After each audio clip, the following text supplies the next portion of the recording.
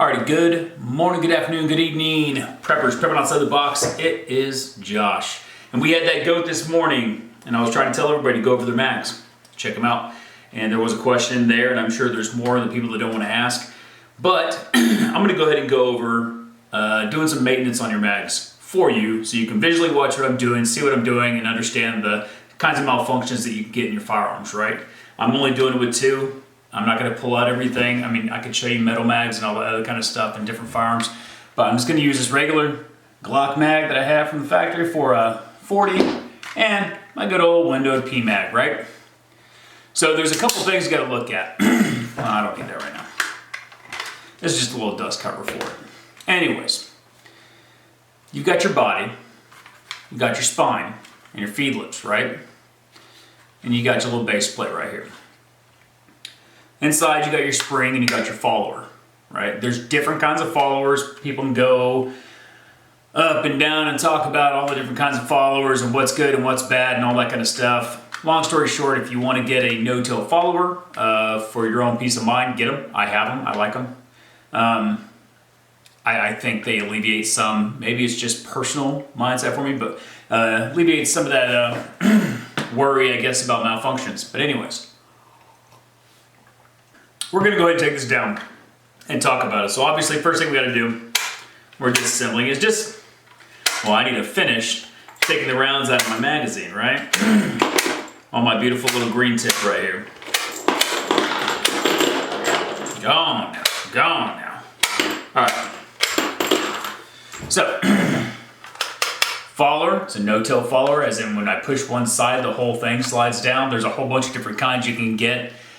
Different brands and all that kind of stuff, but that is mine. So anyways, there is a little recess on this type of magazine. Other ones will have somewhat of a hole or something like that you'll have to depress and slide the plate off to take out the spring and everything. So you push it down and slide it open, right? Now, there you go. Spring, follower, just part of the base plate right there, right? If you take these out, there is no reason to stretch them. If they are bad, if they are weathered, if you've used them so much that the springs are getting worn, replace them, right? You're only gonna have to replace anything else if it becomes damaged. So like I was saying before, you're looking for dents and dings. You're looking for a split or some kind of cracking on the spine. And you're going to be looking for damage to the feed lips, right? A good way to check this is when your magazine is loaded, you're going to sit there and put it inside your weapon. Obviously, be in a safe environment. Don't do anything stupid. Don't be inside your house loading a firearm. I'm not saying rack around. I'm saying take a magazine with rounds in it. So it has that pressure inside. Load it inside the magazine, click the release, and see if it drops out, right? Because if it's not, that split, that pressure on the spine and things like that, the feed lip spreading, it can actually cause that friction to keep it from falling out, right? So that's going to be one malfunction. Obviously, you can have an issue with the spine cracking and things like that. And if you have your magazine loaded and you want to check it, you can give it a nice tap on the bottom, see if rounds pop out the top or if those feed lips are tight enough to hold the rounds inside, right? I'm not saying just go crazy to it, but give it a nice pat and see if the rounds pop off the top. Another thing that can happen with that is, say you sit there and you seat the magazine inside your rifle and you seat that magazine inside your rifle and there's a issue with your little feed lips right there. Now a round's gonna pop up inside and you're probably gonna get, it'll probably override your bolt, so it's gonna get jammed up in there, right? So you gotta be careful for that. So when you're inspecting these things, it's not just pull it out, run a brush through it, clean it off, and then put it back together. But it's actually, I thought it'd been hilarious if I put that in wrong, right? But anyways, it's actually going into it and checking the serviceability of it, right? My spring's good, my follower's good, I don't have any kind of cracks or splits or anything. A lot of that's really big on like the metal mags too, because of the welds and things can come, they can break, they can crack. So you gotta pay attention to that stuff, right? But anyways, I digress. So, that's your magazine. Just so you're knowing what to look at, the spine, the lips, the spring. If it's worn, like I said, replace it. Don't stretch it. just replace it.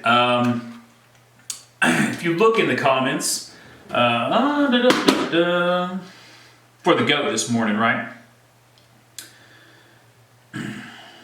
1 second. Man, I'm gonna make you guys wait, I guess, apparently.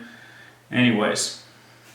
Alright, so Harold's in there and he was talking about it. And he went and ordered boxes of followers and springs and things like that. So it's a good thing to have on hand. And it's good on him to have that kind of stuff because we always get parts kits and things. And if you don't have a parts kit for your weapon, I suggest you get one because things break. And you don't want to be, you know, having this beautiful, beautiful weapon and all of a sudden it goes down and you cannot repair it. Or have somebody repair it if you don't know how. But anyways, getting those springs and those followers is good. Like I was saying, if they break, you replace them. If the springs are worn, you replace them. Anyways, so we got that there, right?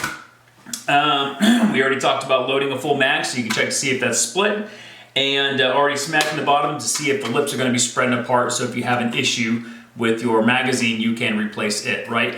And if you don't want to replace it, if you don't want to, you know, just throw it up in the air and shoot it or throw it in the trash, you could mark them bad and use them for training, right? So now if this magazine was no longer good, maybe it had a split on the spine or just wouldn't hold the rounds in place with feed lips or anything like that, I could take this and I could give it to somebody that I'm showing how to do magazine reloads and things like that. You could use it as a training tool. Anyways, so you don't always have to get rid of it, you can repurpose it. Last thing I want to talk about is taking your empty mag before you fill it. You can do this actually before that full mag test. And putting that empty mag inside the rifle, racking the bolt back and seeing if it catches on the bolt catch, right? So you can find out if there's an issue with your spring, right, inside your magazine. But anyways, I digress.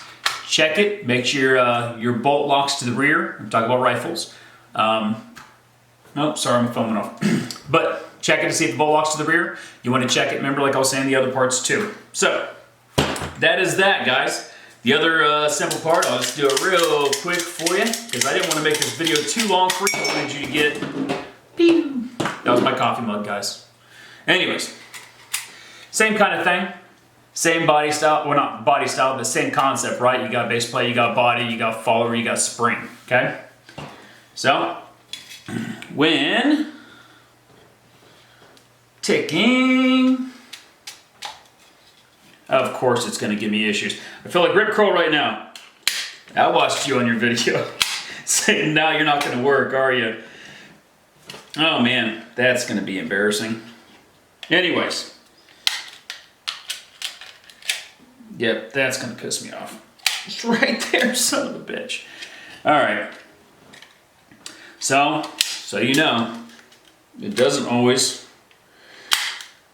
want to be easy on me. But anyways, you take up the base plate the same way. And then remove the spring. Oh, son of a bitch.